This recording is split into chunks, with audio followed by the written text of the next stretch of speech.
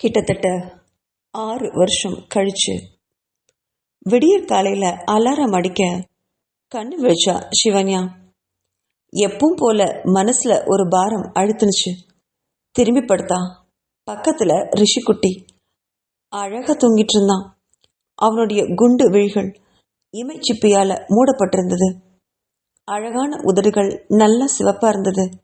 குண்டு குண்டான கண்கள் பார்க்க பார்க்க தெவிட்டவே இல்லை. தூங்கும்போது மட்டுமே இப்படி அமைதியா இருப்பவன் சரியான வாளு என்று மனதில் செல்லமாக திட்டினாள் 5 வயது குழந்தை. கடவுள் எனக்கு இந்த உலகத்துல ஏதாவது ஒரு சந்தோஷத்தை கொடுத்துருக்கிறாருன்னா அது ரிஷி மட்டும்தான் என நினைச்சவ அவனுடைய கூந்தலுக்குள்ள தன் விரல்களை விட்டு கலைச்சு விட்டா. அதுல கொஞ்சம் சினுங்கினவன் அம்மா என்று உருண்டு வந்து அவள் மேலேயே படுத்துக்கிட்டான் ரிஷி. தன் மகன் என்று ஆசை தீர அவனை இறுக அணைச்சுக்கிட்டா சிவன்யா. தன்னோட சொர்க்கத்தையே அணைச்சுக்கிட்டது மாதிரி ஒரு உணர்வு. அவனுடைய முதுக அன்பா தட்டி கொடுத்தா. அவளுடைய கழுத்து பக்கத்துல முகத்தை வச்சிருந்த ரிஷி அவளுடைய கன்னத்துல தன் இதழ்களை பதிச்சான். டேய் ரிஷி, போதும்டா, ரொம்ப லேட் ஆயிடுச்சு, ஸ்கூலுக்கு கிளம்பணும், நம்ம 2 பேரும் சீக்கிரமா ரெடியாகி போகணும், கிளம்புடா என்றாள்.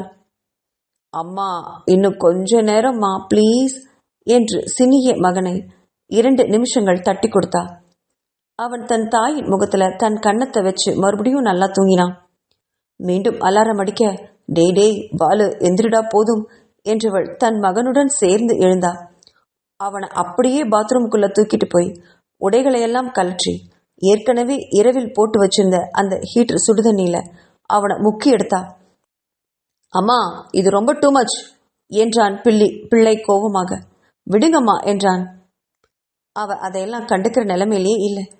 பாத்ரூம்ல இருந்து வெளியில வந்தவன் அவனுக்கு யூனிஃபார்மை போட்டுவிட்டு தானும் ஒரு சுடிதார் எடுத்துக்கிட்டு குளியலறைக்குள்ள போனான். அவ உள்ள போன உடனே ரிஷி மறுபடியும் அதே படுக்கையில படுத்து நல்லா தூங்க ஆரம்பிச்சான். வெளியில வந்தவ தன் மகன் ஸ்கூல் யூனிஃபார்மை போட்டுக்கிட்டு நல்லா தூங்கிட்டு இருக்கிறத பார்த்து புன்னகைச்சபடியே கிச்சனுக்குள்ள போனான். தனக்கும் தன் மகனுக்கும் தேவையான உணவை சமைச்சா. 2 பேரும் ஒரே பள்ளியில தான் போறாங்க. ஆம், சிங்கப்பூர்ல ஒரு பள்ளியில ஆசிரியரா வேலை பண்ணான் சிவன்யா. அதே பள்ளியில தான் தன்னோட குழந்தையும் சேர்த்திருந்தா. இப்போ பையன் எல்கேஜி படிச்சு வரான். தன் குழந்தைய மறுபடியும் எழுப்பி அவனுக்கு காலையில டிஃபனை கொடுத்துட்டு தானும் 2 இட்லியை வாயில போட்டுட்டு மடமடன்னு 2 பேரும் பள்ளிக்கு கிளம்பினாங்க. அவனை அவனுடைய வகுப்புல விட்டுட்டு தான் எடுக்கிற 2ஆம் வகுப்பு மாணவர்களோட கலந்துக்கிட்டா சிவன்யா. அன்றைய நாள் அவளுக்கு இதமாவே போச்சு. குழந்தைகளோட இருக்கும்போது தான் தன்னோட மனவேதனைகளை மறந்து நிம்மதியாவே வாழ்றா.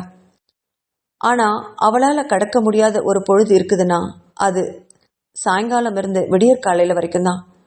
எப்போது என்ன நினைவு வரும்னே தெரியாம பைத்தியம் பிடிச்சது மாதிரி இருப்பா. ஆனாலும் முடிஞ்சளவு தன்னோட மகனை தான் பக்கத்துல வச்சு மற்றதை மறக்க முயற்சி பண்ணுவா. ஸ்கூல் முடிஞ்சு வீட்டுக்கு வந்ததும் தன் மகனுக்கு பாடங்களை சொல்லி கொடுத்தபடி கிச்சன்ல வேலை செஞ்சுட்டு இருந்தா சிவன்யா. அப்போ திடீர்னு அவளுடைய அலைபேசி அழைக்க யாருன்னு பார்த்தா தங்கை சிவாங்கினி தான். இப்போ அவ ஃபேஷன் டிசைனிங் 3ஆவது வருஷம் படிச்சுட்டு இருந்தா. அபினவ் பேச்சுலர் டிகிரியை முடிச்சுட்டு எம்டெக் படிச்சுட்டு இருந்தான். மிதுனுக்கு கல்யாணமாகி 3 வயசுல ஒரு பெண் குழந்தையும் இருக்கு. மனைவி பெயர் ராகவி. இன்ஜினியரிங் முடிச்சுட்டு வேலைக்கு போயிட்டு இருக்கா. குழந்தை ஹர்னிய தன்னோட அம்மா ருக்மணி தான் கவனிச்சிட்டு இருக்கா வீட்டுல. அலைபேசி எடுத்தவ ஹலோ என்றாள். அக்கா, நான் சிவாங்கினி பேசுறேன் என்று சொன்னவகிட்ட தெரியும்டி, சொல்லு, படிப்பெல்லாம் எப்படி போகுது என்றாள். அது நல்லா தாங்க்கா போகுது. எங்களுக்கெல்லாம் உன்னை பார்க்கணும் போல ரொம்ப ஆசையா இருக்குக்கா. நீ எப்பக்கா ஊருக்கு வர என்றாள். அதுக்கு எந்த பதிலுமே சொல்லாம அமைதியா இருந்தா சிவாங்கினி கையில இருந்த போனை புடுங்கினா ருக்மணி. என்னடி சிவன்யா இதெல்லாம், அங்க என்னடி பண்ற? ஏதோ கோவத்துல அன்னைக்கு வந்துட்டேன்னு பார்த்தா அதுவே மனசுல வச்சுட்டு இப்படி நிரந்தரமா பிரிஞ்சா என்னடி அர்த்தம்? மாப்பிள்ளை பாவம்டி என்றாள். உங்களுக்குள்ள அப்படி என்னதாண்டி பிரச்சனைன்னு மறுபடியும் கேட்டா. மாப்பிள்ளை என்ற வார்த்தையை கேட்டதும் சிவன்யாவுக்கு மனசுல ருத்ரனுடைய முகம் வந்து போச்சு. பல்ல கடிச்சுக்கிட்டு அதை பொறுத்துக்கிட்டா. இங்க பாருமா, நீ என்ன பேசணும்னு நினைச்சியோ அதை மட்டும் பேசு. தேவையில்லாம நீ பேசின போனை இப்பவே வச்சிடுவேன் என்றாள் கடுமையாக. இல்லடி, இருடி உங்கள் அப்பா கிட்ட ஃபோனை கொடுக்குறேன், அவர்கிட்ட பேசு என்று ருக்மணி ஃபோனை பாலச்சந்தர் கிட்ட கொடுத்தா. சிவன்யா, எப்படிரா இருக்க? ரிஷி எப்படி இருக்கான் என்று ஆசை பொங்க கேட்டாரு அப்பா. நாங்கள் நல்லா இருக்கோம்ப்பா, நீங்கள் எப்படி இருக்கீங்க? வீட்டில் மித்துன்னு, அண்ணி, பாப்பா, அபினவ் எல்லாரும் நல்லா இருக்காங்களா? அண்ணி என்ன பண்ணுறாங்க என்று சகஜமாக கேட்டா. அவ இன்னும் வேலையிலேருந்து வரலம்மா. நானும் அம்மாவும் உன்னை பார்க்க ஒரு தடவை சிங்கப்பூருக்கு வரலாம்னு இருக்கோம். பேரனை பார்த்து ரொம்ப வருஷம் ஆயிடுச்சுமா. நீ தான் இங்கே வரமாட்டேங்கிற, நாங்களாவது வரலாம் இல்லையா என்றார் ஆசையோட.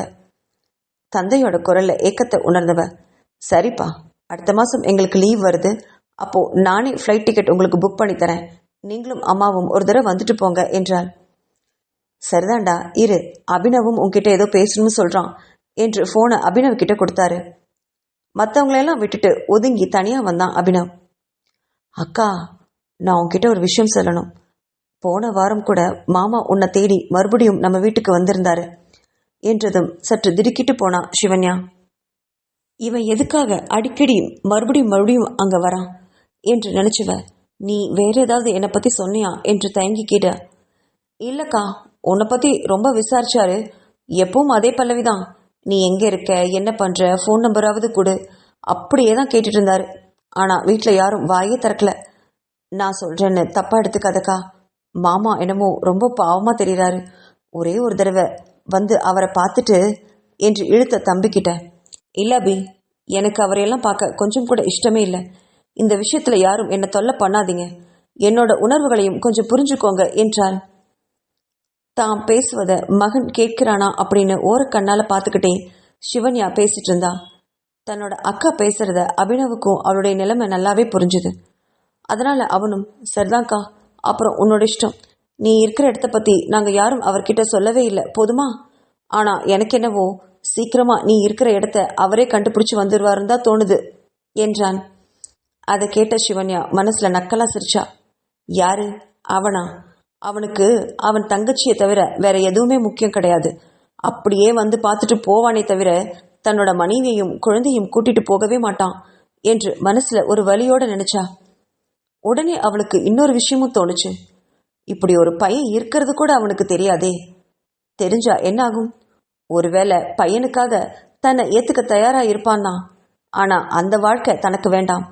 போதும், அவன் கூட நான் பட்ட வேதனையெல்லாம், கஷ்டங்கள், எத்தனை எத்தனை வேதனைகள், இனி எந்த காலத்திலையும் அவன் முகத்துல விழிக்கவே கூடாது என்று மனசுல உறுதியோட நினைச்சா. சரிதான் அபி, எனக்கு டைம் ஆயிடுச்சு, எனக்கு கிச்சன்ல வேலை இருக்கு, நான் ஃபோனை வச்சிடுறேன், நம்ம நாளைக்கு பேசலாம் என்ன என்று கூறியபடி ஃபோனை வச்சுக்கிட்டு மறுபடியும் கிச்சனுக்கு போனான். அப்போ கிச்சனுக்குள்ள வந்து நின்ன ரிஷி தன்னோட இடுப்புல கைகளை வச்சபடி தன்னோட அம்மாவை முறைச்சு பார்த்தான். அம்மா, நீ உன் இஷ்டத்துக்கு பாட்டிக்கிட்ட ஃபோனை பேசிட்டு வச்சுட்ட. நானும் தாத்தா பாட்டிக்கிட்ட பேசணும்னு எவ்வளோ நாளாக சொல்லிட்டே இருக்கேன், நீ ஏன் கேட்கவே மாட்டேங்கிற? அடுத்த தடவை ஃபோன் பண்ணும்போது ஃபோனை கொடுன்னு நான் சொல்லியிருந்தேனா இல்லையா?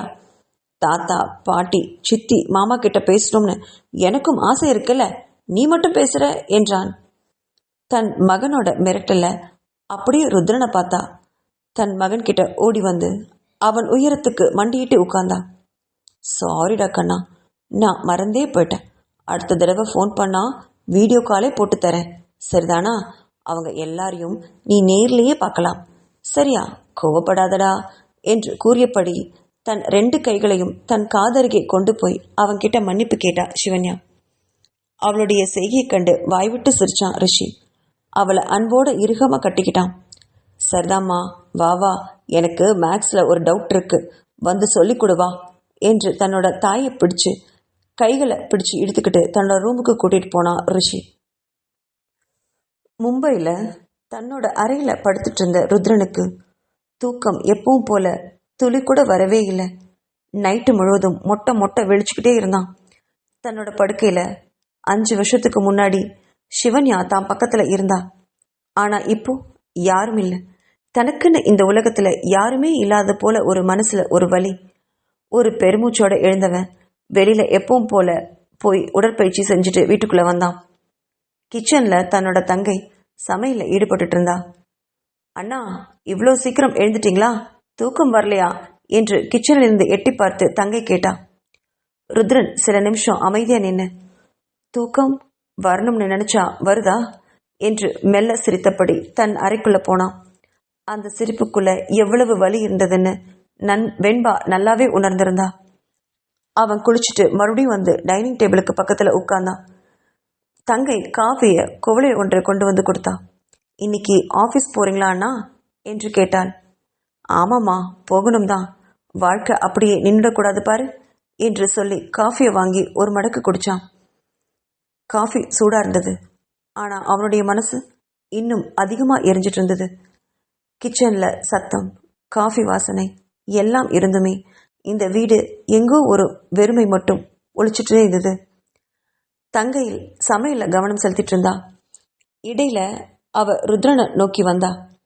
அவன் காஃபியை சாப்பிட்டுட்டு அந்த டம்ளரை கையில பிடிச்சபடி வெறுமையா எங்கேயோ ஒரு புள்ளில பார்வையை நிலைநிறுத்தி இருந்தான். அண்ணா என்று மெதுவா கூப்பிட்டா. அவன் தன்னிலைக்கு வந்து சொல்லுமா என்றான். நீங்க இப்போ எப்படியாவது உங்க வாழ்க்கைய மறுபடியும் புதுசா தொடங்கணும்னா எப்பவுமே அந்த பழைய நினைவிலேயே இருந்தா மனசு நிம்மதி அடையாது. புது வாழ்க்கைக்குள்ள வரணும் என்று மெதுவா சொன்னான். ருத்ரன் அதை கேட்டு சிரிக்க முயற்சி பண்ணான். ஆனா அந்த சிரிப்பு தன்னோட கண்கள்ல கூட வரவே இல்லை. சரிதான் வெண்பா, ஆனா சில விஷயங்களை மறக்க முடியாது பாரு. சில பேர் வாழ்க்கையிலிருந்து போயிட்டாலும் மனசுல இருந்து போயிட மாட்டாங்கம்மா என்று மெல்லமா சொன்னான். தங்கை சற்று நிம்மதி இல்லாம மௌனமா இருந்தா. அவனுடைய கண்கள்ல ஒரு கண்ணீர் துளி மின்னியது. அவன் விரைவா தன்னோட முகத்தை திருப்பிக்கிட்டான். அதுக்குள்ள வினித்தும் அங்கு வர அவனை பார்த்து குட் மார்னிங் வினித் என்றான். குட் மார்னிங் ருத்ரன் என்று திருப்பி கூறியவன் ருத்ரனின் கண்களில் இருந்த சோகத்தை கண்டு மனசு வருந்தினான். அப்போ மாமா மாமா என்று ஒரு பிஞ்சு குரலின் சத்தம். தன்னை மறந்து குழந்தையின் குரல் வரும் திசையை நோக்கி பார்த்தான். அங்க வெண்பாவோட குழந்தை அனன்யா தான். கண்களை கசக்கிட்டு சினிங்கிட்டு நின்றுட்டு இருந்தான். அதை பார்த்தவன் ஓடி போய் குழந்தைய தூக்கிக்கிட்டான். மாமா, இந்த அப்பா என்னை சீக்கிரமாவே எழுப்பி விட்டாரு. கண்ணெல்லாம் ரொம்ப எரியுது மாமா என்று சினிங்கிய வைக்கிட்ட. சரிதான்டா தங்கம், வா, நம்ம இன்னும் கொஞ்ச நேரம் 2 பேரும் சேர்ந்து தூங்கலாம், சரியா என்று குழந்தையை அணைச்சிக்கிட்டு அவனோட அறைக்கு மறுபடியும் போனா ருத்ரன். தன்னோட அண்ணன் தன் குழந்தையோட போறத பார்த்துக்கிட்டே இருந்தா வெண்பா. அதை கண்ட வினித்தும் வெண்பாவை திரும்பி பார்த்தான். வெண்பா, நீ பண்றது கொஞ்சம் கூட சரியில்லை. நடந்தது நடந்து போச்சு. அதையே மனசுல வச்சுக்கிட்டு உங்க அண்ணனோட வாழ்க்கையை இப்படி நாசம் பண்றது ரொம்ப தப்பு என்றான் கடுமையான குரல்ல. அதுல திடுக்கிட்டு அதிர்ந்து போன வெண்பா தன் கணவனை பார்த்தா. நீங்களும் என்னங்க புரியாம பேசுறீங்க? நான் தான் சிவன்யாவை மன்னிச்சுட்டேன்னு சொல்றேனே, அவதான் இங்க வரமாட்டேங்கிறா, அதுக்கு நான் என்ன பண்றது என்று திருப்பி கேட்டா. வெண்பாவை ஒரு பெருமூச்சோட பார்த்தவன் நீ சொல்றதும் சரிதான் என்றான். ஆனா மனசுல, சிவன்யா ஏன் இங்க வரமாட்டேங்கிறா தெரியுமா? அவங்க இந்த வீடியோவே எடுக்கலன்னு சொல்றாங்க. ஆனா நீ தப்பு பண்ணது நீதான், பரவாயில்ல, என்னோட அண்ணனுக்காக உன்னை மன்னிச்சுட்டேன் அப்படின்னு சொல்ற. அதுதான் அவங்களால தாங்க முடியல என்று மனசுல நினைச்சபடி விதியை நொந்துக்கிட்டே அலுவலகத்திற்கு கிளம்ப தயாரானான் வினித். கொஞ்ச நேரம் கழிச்சு ருத்ரன் குழந்தைய தயார் செஞ்சபடி அறையிலிருந்து வெளியில வந்தான். வெண்பாவோட குழந்தை அனன்யா பக்கத்துல இருக்கிற ப்ரீகேஜி ஸ்கூல்ல படிச்சுட்டு இருந்தா. தன்னோட தங்கையோட குழந்தை அனன்யாவிற்கு டைனிங் டேபிள்ல உட்கார்ந்து உணவு ஊட்டிட்டு தானும் 2 வாய் சாப்பிட்டான் ருத்ரன். அப்படி சாப்பிடும்போது வெண்பா மெதுவா பேச்சு கொடுத்தா. தன் அண்ணனுடைய வாழ்க்கை இப்படியே பாழாகிட்டு இருப்பத அவளால பார்த்துக்கிட்டே இருக்க முடியல. அண்ணா, நான் உங்ககிட்ட கொஞ்சம் பேசணும் என்று தயங்கி நிறுத்தினவளை வினித்தும் ருத்ரனும் என்னங்கிற மாதிரி பார்த்தாங்க. அண்ணா, அது சிவன்யா தான் இத்தனை வருஷமா உங்களை ஏத்துக்கவே இல்லையே. எவ்வளவு நாள் பொறுமையா இருக்கிறது? உங்க வாழ்க்கை இப்படியே போகணுமா? நம்ம வசுந்தரா உங்களுக்காகவே காத்துட்டு இருக்கா. அவளை இங்க வர சொல்லலாமா? உங்க 2 பேருக்கும் கல்யாணம் பண்ணி வச்சிடலாம்னு நினைக்கிறேன் என்றாள். அந்த கேள்வியில திடுக்கிட்டு போனான் ருத்ரன். தன் மனைவிக்கு அவன் அளித்த வாக்குறுதி இன்னைக்குமே அவன் மனசுல நிலை பெற்றிருந்தது. அவளை பிரிஞ்சாலும் வேறொரு பொண்ணை கல்யாணம் பண்ணிக்க மாட்டேன்னு சத்தியம் பண்ணியிருந்தான்.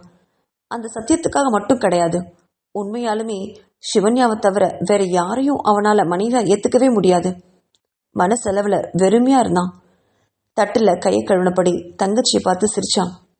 ஹேய், எனக்கு என்ன வெண்பா, நான் ரொம்ப நல்லா இருக்கேன். இதோ பார், இந்த குட்டி அனன்யா, இவ ஒன்று போதும் என்னோட வாழ்க்கை பிரகாசமா ஒளி வர்றதுக்கு என்றவன் அன்பா குழந்தைய தன்னோட தோல்ல அழகா தூக்கிக்கிட்டான். நம்ம போலாமா குட்டி என்றான். சரி மாமா என்று அவன் கன்னத்துல அழகா முத்தமிட்டா அனன்யா. வினித்தை திரும்பி பார்த்தவன், வினித், நான் பாப்பாவை ஸ்கூல்ல விட்டுட்டு ஆஃபீஸ்க்கு வந்துடுறேன். நீங்க ஆஃபீஸ்க்கு நேராக போயிடுங்க. அங்கே முக்கியமான ஒரு பிஸ்னஸ் மீட்டிங் அரேஞ்ச் பண்ணியிருக்கேன். அந்த சிங்கப்பூர் பார்ட்டி இன்னைக்கு வரேன்னு சொல்லியிருக்காங்க. அது என்னன்னு பார்த்து முடிவு பண்ணிடலாம் என்றவன் குழந்தையை எடுத்துக்கிட்டு கிளம்பினான். அவன் போறதையே பார்த்துக்கிட்டு இருந்தாங்க வினித்தும் வெண்பாவும். பிறகு ஒரு பெருமூச்சோட, சரி வெண்பா, எனக்கும் ஆஃபீஸ்க்கு டைம் ஆயிடுச்சு, நானும் கிளம்புறேன் என்றவன் அவனும் கிளம்பிட்டான். 2 பேரும் வெளியே கிளம்பினதும் வெண்பா தன்னோட அலைபேசியை எடுத்துட்டு சிவாங்கினிக்கு கூப்பிட்டா. சிவாங்கினியோட ஸ்கிரீன்ல வெண்பாவோட நம்பரை பார்த்ததும் அவ திடுக்கிட்டபடி போனை எடுத்தா. ஹலோ ஹலோ அக்கா என்றாள் சிவாங்கினி. கடைசியா கேட்கிறேன் சிவாங்கினி, சிவன்யா இப்போ எங்க இருக்கா? உன்னால அதை சொல்ல முடியுமா முடியாதா என்று மிரட்டும் குரலில் கேட்டா வெண்பா. அதுக்கு மௌனமா இருந்த சிவாங்கினி கிட்ட, அப்போ நீ சொல்ல மாட்ட அப்படித்தானே? என்னோட அண்ணனோட வாழ்க்கை நாசமா போயிட்டு இருக்கு, அது தெரியுமா உனக்கு? ஒன்று அவளை வந்து டிவோர்ஸ்ல கையெழுத்து போட சொல்லு, இல்லை எங்க அண்ணன் கூட வாழ சொல்லு. நான் தான் உங்க அக்காவை மன்னிச்சிட்டேன்னு சொல்றேன்ல, எதுக்குமே ரெஸ்பான்ஸ் பண்ணாம இருந்தா என்ன அழிச்சாட்டியம் பண்ணா என்ன அர்த்தம்? நாங்க என்ன பண்றது? எங்க அண்ணனோட வாழ்க்கையும் நாங்க பார்க்கணும் இல்லையா என்று கத்தினாள். அந்த குரல்ல கொஞ்சம் பயந்த சிவாங்கினி, அக்கா இங்க பாருங்கக்கா, உங்களுக்கு டிவோர்ஸ் தானே வேணும், அதை பத்தி நான் அக்கா கிட்ட பேசி என்னன்னு பார்க்க சொல்றேன். மற்றபடி அக்கா இருக்கிற இடத்தையெல்லாம் என்னால சொல்ல முடியாது என்று கூறியபடி போனை வச்சா. அவ போனை வச்சதும் வெண்பா பல்ல கடிச்சா.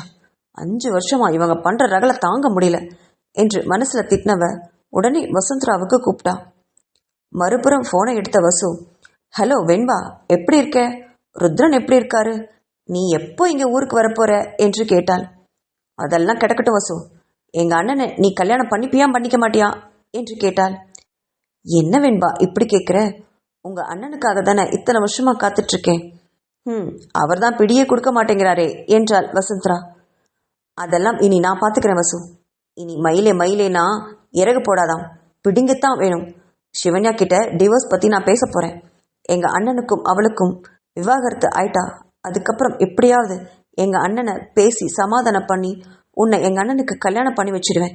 என்ன ஆனாலும் இதை நான் விட போறதில்லை என்று கடுமையாக பேசினவ போனை வச்சுட்டு கிச்சன்ல இருக்கிற அத்தனை வேலைகளையும் முடிச்சுட்டு அவளுக்கு தெரிஞ்ச ஒரு நல்ல லாயரை பார்க்க போனா வெண்பா. அன்னைக்கு சாயங்காலம் எப்பவும் போல தன்னோட அக்கா சிவன்யாவுக்கு ஃபோன் பண்ணி பேசினா சிவாங்கினி. எல்லாரும் பேசி முடிச்சதுக்கப்புறம், அக்கா இன்னைக்கு வெண்பா அக்கா காலையிலே ஃபோன் பண்ணியிருந்தாங்க அப்படின்னு சொல்லி கொஞ்ச நேரம் நிறுத்தினா. வெண்பா என்ற பெயரை கேட்டதும் கொஞ்ச நேரம் சிவன்யாவுக்கு மூச்சே விட முடியல. என்ன என்ன சொன்னாங்க என்று மெதுவாக கேட்டா. அவங்களுக்கு டிவோர்ஸ் வேணுமாம். ஒன்று உங்களை ருத்ரன் கூட வந்து வாழ சொல்கிறாங்க, இல்லை உங்களை டிவோர்ஸை கொடுக்க சொல்கிறாங்க. ருத்ரன் மாமாவுக்கு அவங்க இன்னொரு கல்யாணம் பண்ணி வைக்க போகிறாங்களாம் என்று குரல்ல அழுகையோடு சொன்னா சிவாங்கினி. அதை கேட்ட சிவன்யாவுக்கு விரக்தியா ஒரு புன்னகை வந்தது. அவ்வளவுதானா? சரி, அடுத்த தடவை வெண்பா கூப்பிட்டா டிவோர்ஸ் பத்திரத்தை நம்ம வீட்டுக்கு கொரியர் பண்ண சொல்லு. அதுக்கப்புறம் நீ அதை எனக்கு கொரியர் பண்ணு, நான் சைன் போட்டு அனுப்புறேன் என்றாள். அதை ஒரு மாதிரி மறுத்த குரல்ல சொன்ன தன்னோட அக்காவோட நிலைமையில சிவாங்கினி அதிர்ந்து போனான். அக்கா வேணாக்கா, நான் சொல்றத கொஞ்சம் கேளு. அப்பாக்கு இந்த விஷயம் தெரிஞ்சா ரொம்ப துடிச்சு போயிடுவாருக்கா. எப்பவாவது ஒரு நாள் நீ மாமா கூட வாழப்போவேன்னு தான் அப்பா நம்பி காத்துட்டு இருக்காரு. அது சுத்தமா இல்லைன்னு போச்சுன்னா அவரால் தாங்க முடியாதுக்கா என்றாள் அழுதுகிட்டே. நீ அப்பா கிட்ட இதை பத்தி இப்ப எதுவும் சொல்லாத சிவாங்கினி. அடுத்த மாசம் அப்பாவும் அம்மாவும் சிங்கப்பூருக்கு வரேன்னு சொல்லியிருக்காரு இல்லையா? நானே எதம்மா அவங்களுக்கு பக்குவமா சொல்றேன், சரியா? நீ அப்பாவை ஜாக்கிரதையா பார்த்துக்கோ என்றாள். சரிதான்கா என்று கண்களை துடைத்துவிட்டு போனை வச்சா சிவாங்கினி. சிவாங்கினி பேசுறத அத்தனையும் அபினவும் கேட்டுக்கிட்டே தான் இருந்தான். இப்போ என்னடா பண்றது, பிரச்சனை ரொம்ப பெருசாயிட்டே போயிட்டு இருக்கே, இது தீரவே தீராதா என்றாள். எனக்கும் ஒன்றும் புரியல சிவாங்கினி. இவங்க 2 பேரும் ஏன் பிரிஞ்சாங்கன்னு கூட நமக்கு தெரியாதே. அது தெரிஞ்சா கூட நம்ம ஏதாவது பண்ணலாம். சிவன்யாக்காவும் இப்ப வரைக்கும் எதுவும் சொல்ல மாட்டேங்கிறாங்க. அடுத்த தடவை வெண்பாக்கா கால் பண்ணும்போது என்கிட்ட போனை கொடு. அங்க என்ன பிரச்சனைன்னு முதல்ல அவங்க கிட்ட கேட்டு தெரிஞ்சுக்கலாம். அதுக்கப்புறம் நம்ம ஒரு முடிவுக்கு பண்ணலாம் என்றான் அபினவ். சிவாங்கினிக்கும் அது சரியான விடையாகவே தோன்றுது. வெண்பாவோட ஃபோன் காலுக்காக காத்துட்டு இருந்தாங்க 2 பேரும். அவங்கள ரொம்ப நாட்கள் காத்திருக்க வைக்காம அடுத்த 2வது நாளே வெண்பா கிட்ட இருந்து ஃபோன் வந்தது. அதை எடுத்த சிவாங்கினி அபினவ் கிட்ட ஃபோனை கொடுத்தா. ஹலோ ஹலோ வெண்பாக்கா, நான் அபினவ் பேசுகிறேன் என்று சொன்னவன் கிட்ட, நான் லாயரை பார்த்துட்டு வந்திருக்கேன் அபினவ். அவர் எல்லா டாக்குமெண்ட்டையும் ரெடி பண்ணி வைக்கிறேன்னு சொல்லிட்டாரு. உங்கள் அக்கா என்ன சொல்கிறா? வந்து வாழ போகிறாளா இல்லை எங்கள் அண்ணாவுக்கு டிவோர்ஸ் கொடுக்க போகிறாளா என்று கேட்டாள். அவகிட்ட அதை பற்றி எதுவுமே பேசாமல், அக்கா, சிவன்யா அக்காவும் மாமாவும் ஒன்று சேர்ந்து வாழணும்னு தான் நாங்கள் ரொம்ப ஆசைப்படுறோம். அக்கா ப்ளீஸ் அக்கா, அவங்களுக்குள்ள என்னதான் பிரச்சனை எங்களுக்கு எதுவுமே தெரியாது, ஏதாவது சொல்லுங்கக்கா. அப்போ தானே சிவன்யா அக்கா கிட்ட நாங்கள் ஏதாவது பேச முடியும். 2 பேரோட வாழ்க்கையும் நல்லா இருக்கணும் இல்லையா என்று மிருதுவான குரலை கேட்டான். அபினவோட குரலை கேட்ட வெண்பா கொஞ்ச நேரம் யோசிச்சா. இவன்கிட்ட என்னன்னு சொல்றது என்று தெரியாம கொஞ்ச நேரம் அமைதியா இருந்தா. பிறகு இதுக்கெல்லாம் முடிவு வரணும்னா இந்த பிரச்சனை வெளியில வந்துதான் ஆகணும் என்று முடிவெடுத்தவ நடந்த விஷயங்களை ஒவ்வொன்றா சொல்ல ஆரம்பிச்சா. அதை கேட்ட அபினவ் அதிர்ந்து போனான். அப்போ போனை ஸ்பீக்கர்ல போட்டிருந்தனால சிவாங்கினியும் அதை கேட்டுட்டு திரு திருன்னு விழிச்சா. உடனே அதிர்ச்சியில இருந்து முதல்ல சமாளிச்சவன் அபினவ் தான். வெண்பாக்கா, சிவன்யா இப்படியெல்லாம் பண்ணியிருப்பாங்கன்னு நீங்க நினைக்கிறீங்களா? ரொம்ப தப்புக்கா. அந்த மாதிரி எங்க அக்கா பண்ணியிருக்க வாய்ப்பே இல்லை. கொஞ்சம் யோசிங்களேன் என்றான். இங்க பாரு அபினவ், உங்க அக்கா பண்ணதை நான் சொல்லிட்டேன். எங்க அண்ணனுக்காக அவளை நான் மன்னிச்சு ஏத்துக்கவும் தயாரா இருந்தேன். ஆனா அவதான் அப்படிப்பட்ட மன்னிப்பு எனக்கு தேவையில்லைன்னு போயிட்டா. அதுக்கு என்ன பண்ண சொல்ற? உங்க அக்காவை சமாதானம் பண்ணி எங்க அண்ணா கூட வாழ சொல்லு, இல்ல டிவோர்ஸை கொடுத்துட்டு கிளம்ப சொல்லு. அதை விட்டுட்டு ரெண்டும் இல்லாம எங்க அண்ணனோட வாழ்க்கையை இப்படி பாழாக்குறது எந்த விதத்துல நியாயம் என்று சத்தமா பேசியபடி போனை வச்சா. அவ ஸ்பீக்கர்ல போட்டிருந்ததுனால அப்போ வெளியில இருந்து வீட்டுக்குள்ள வந்த பாலசுந்தரத்துக்கும் ருக்மணிக்கும் அந்த பேச்சு தெளிவாவே கேட்டுச்சு. அவங்களால நடந்த விஷயத்த நம்ப முடியல. இத்தனை வருஷங்களும் சிவன்யா இத மனசுல போட்டுதான் வாழ்ந்துட்டு இருந்தாளா?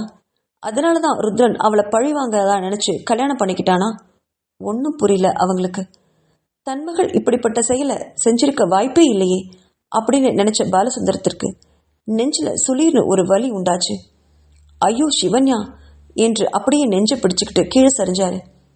தன்னோட அப்பா கீழே சரிவதை பார்த்த சிவாங்கினியும் அபினவும் பதறி போய் அப்பா அப்பா என்று கதறியபடி அவர் பக்கத்துல ஓடி வந்தாங்க. ருக்மணிக்குமே தாம் பக்கத்துல இருந்த கணவர் இப்படி திடீர்னு கீழே சரிஞ்சு விழுவார்னு எதிர்பார்க்காதனால தலையில இடி விழுந்தது போல சிலையா நின்னா. உடனே தந்தையை தாங்கி பிடிச்ச 2 பேரும் என்ன பண்றதுன்னு தெரியாம ஒரு வினாடி தவிச்சு போனாங்க. அப்பா அப்பா இங்க பாருங்கப்பா என்று சிவாங்கினி தந்தையோட கன்னத்தை தட்டினா. அபினவ் ஓடி போய் தண்ணீரை எடுத்துட்டு வந்து அவர் முகத்துல தெளிச்சான். ஆனா அவர் கண்ணு விழிக்கவே இல்லை. என்ன செய்யறதுன்னு தெரியல. வீட்டுல அண்ணன் அண்ணி யாரும் இல்லை. குழந்தை நல்லா தொட்டில தூங்கிட்டு இருந்தது. அம்மா பேய் அறிஞ்சது போல நின்றுட்டு இருந்தா. நிமிஷத்துக்குள்ள எல்லாத்தையும் உணர்ந்த அபினவ் மடமடன்னு வெளியில ஓடி போய் ஒரு ஆட்டோவை பிடிச்சிட்டு வந்தான். தன்னோட அப்பாவை ஆட்டோவில் ஏத்தி அம்மாவை வீட்டிலே இருக்கும்படி பணிச்சுட்டு தங்கை சிவாங்கினியை மட்டும் ஆட்டோவில் கூப்பிட்டுட்டு பக்கத்துல இருக்கிற ஹாஸ்பிட்டலுக்கு அவரை அட்மிட் பண்ணான். அபினவ் உடனே அலைபேசி எடுத்து தன்னோட அண்ணனுக்கும் அன்னிக்கும் தகவலை சொல்லிட்டு சிவன்யாவுக்கும் அலைபேசியில விஷயத்த சொன்னான். அதை கேட்ட சிவன்யா துடிச்சு போனான். இதுக்காக தானே இத்தனை வருஷத்தும் அவர்கிட்ட இந்த உண்மையை சொல்லாம மறைச்சேன்.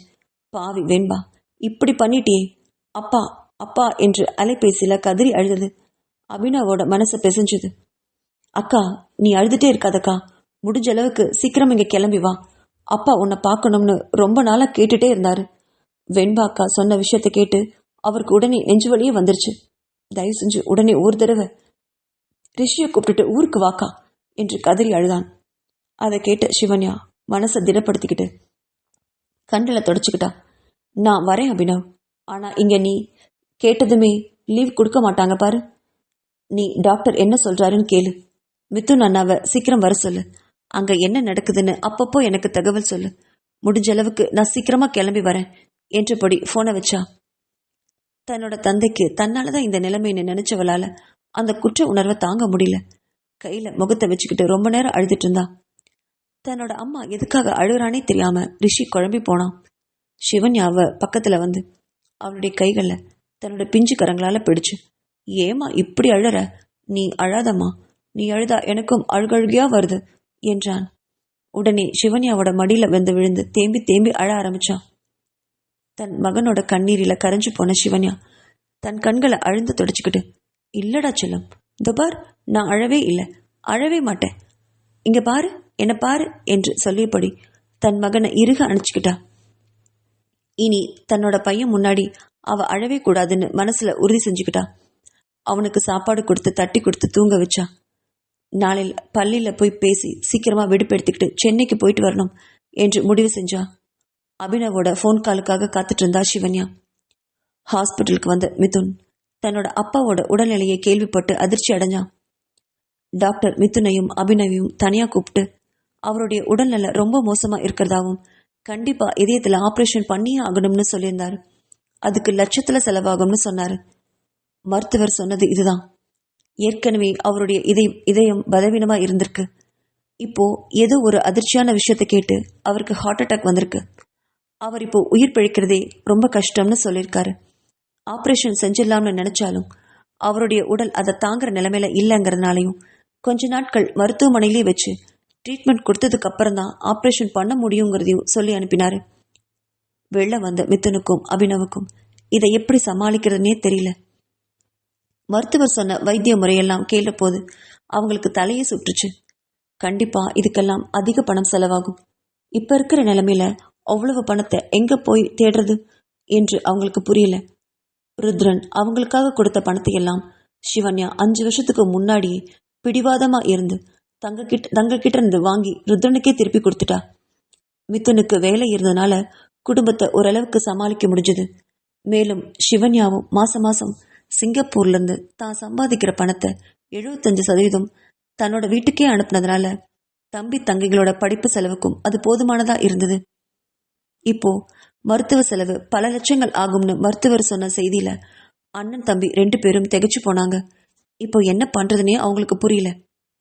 அப்ப அங்க வந்த ராகவி விஷயத்தை கேள்விப்பட்டு மறுபடியும் ருத்ரன் கிட்டே போன் பண்ணி உதவி கேட்குமாறு வற்புறுத்தினான். அப்போதைய சூழ்நிலையில ருத்ரனை தவிர அவங்களுக்கு வேற யார்கிட்டயும் உதவி கேட்க முடியாதுன்னு தோணுச்சு. அபினவ் உடனே ருத்ரனுக்கு போன்ல கூப்பிட்டான். விஷயத்தை கேட்ட ருத்ரனுக்கு மனசு ரொம்ப சங்கடமாயிடுச்சு. உடனே தான் சென்னை வர்றதாவும் மருத்துவ செலவு எல்லாத்தையும் தானே ஏத்துக்கிறதாவும் சொன்னான். அதை கேட்ட மிதுனுக்கும் அபினவுக்கும் மனசுல ரொம்ப பெரிய நிம்மதி வந்தது. ஆனா இந்த விஷயத்தை கேள்விப்பட்ட சிவன்யாவுக்கு ஆத்திரம் பத்திக்கிட்டு வந்தது. உங்களை யார் அவருக்கு கால் பண்ணி பேச சொன்னா என்று மிதுன் கிட்ட போன்ல சண்டை போட்டான். சிவன்யாவோட கோபத்துக்கு மிதுனும் பதில் கொடுத்தான். பின் என்ன சிவன்யா, நீ பாட்டுக்கு சிங்கப்பூர்ல போய் தேமேன்னு உட்கார்ந்துட்டு இருக்க. இங்க வீட்டோட நிலைமை என்னன்னு உனக்கு தெரியுமா? அப்பா உன்னாலதான் இப்போ ஹாஸ்பிட்டல்ல படுத்து கிடக்குறாரு. அது தெரியுமா உனக்கு? உனக்கு 5 வருஷத்துக்கு முன்னாடி அவருக்கு ஹார்ட்ல ப்ராப்ளம் இருந்திருக்கு. ஆனா உன்னோட வாழ்க்கையை நினைச்சு இப்ப சொன்னா நம்மளால அதை தாங்க முடியாதுன்னு நம்ம கிட்ட எதையுமே சொல்லாம மறைச்சிட்டாரு. 5 வருஷமா வெறும் மருந்தோட தான் அவர் தன்னோட உயிரை காப்பாத்திட்டு வந்திருக்காரு. இப்போ மறுபடியும் உன்னை பத்தி கேள்விப்பட்டதுனாலதான் அவருக்கு நெஞ்சு வலியே வந்திருக்கு. உன்னோட சுய கௌரவத்துக்காக நம்ம அப்பாவோட உயிரோட நான் விளையாட முடியாது. இந்த 5 வருஷத்துல ஒரு நாளாவது நீ அப்பாவை வந்து பாத்திருக்கியா? அங்க உட்கார்ந்துட்டு பேசுறதெல்லாம் ரொம்ப நல்லா தான் இருக்கும். இங்க வந்து அனுபவிச்சு பாரு, அப்பதான் அதோட வலி என்னன்னு தெரியும் என்று கோபத்தோட சொல்லிட்டு போனை வச்சான்.